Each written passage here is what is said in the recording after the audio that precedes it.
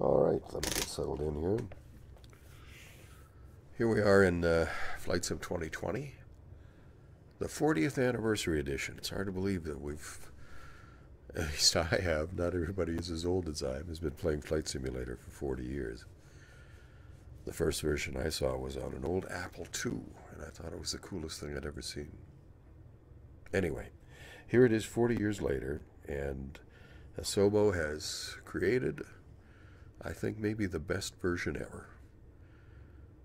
For VR, it's amazing. They've got it working for wide field of view headsets. The frame rate is reasonable now. And for this edition, the 40th anniversary, they've added helicopters and they've added gliders in soaring flight conditions and even an Aerotow. And as an old glider pilot, the operative word there being old, I'm really glad to have gliders in the game, especially when I think they're done really well. We're in an LS-18, I think. I really feel like I don't have enough.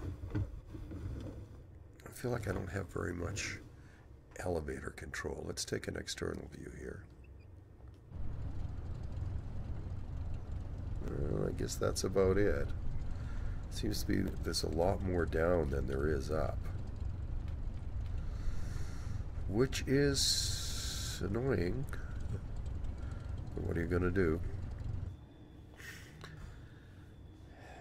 And one thing I found here is that they have a wonderful tutorial, if you've never flown gliders, that'll teach you how to fly an Aerotow. Of course, the consequences for not doing it correctly are a lot less severe in the game than they are in real life. But even in real life, it only takes about 8 hours of instructional time generally to get a student solo in a beginner's glider. So it's it's not exactly mission impossible to learn how to do this. So let's waggle the rudder to let them know we're ready to go. Towplane will start up and we'll try and get off the ground. I've found this doesn't just naturally lift off the ground. You have to kind of yank on the stick a bit, which is kind of scary actually. Okay, so I'm using a little bit of aileron and a little bit of rudder, and it really wants to wander on me because I didn't get control of it right away, which is a bad thing. All right, I'm going to try and get into the air. There. But oh, geez, I just about bounced. It took an awful lot of back elevator to get it off the ground. I should have, somehow I've got it, okay, I've got to get a little higher. Got to stay behind the towplane. I should have, I don't know, set my trim differently or worked on the sensitivity of the joystick. Okay, this is really annoying. See, that's what happens. When you're playing in this mirror view, you will suddenly get a message like you've lost internet connection, and then it blocks your view. Completely lost sight of the towplane.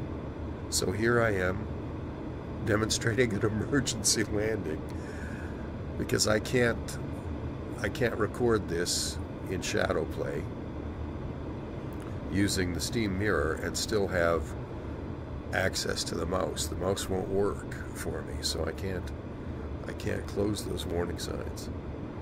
So the towplane disconnected me because I got so far out of position,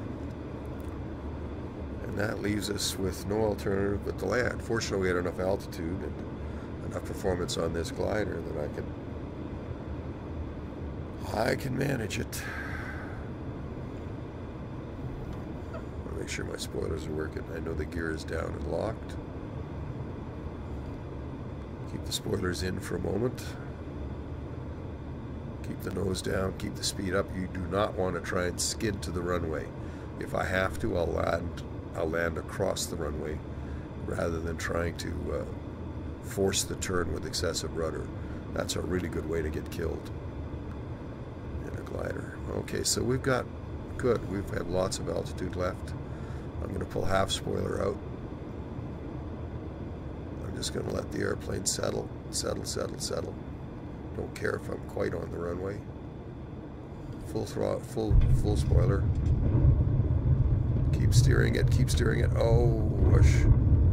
That was not so good. That was not a good landing. But I made it. Okay, so let's restart. Oh, here we are. I don't have the mouse again. Okay.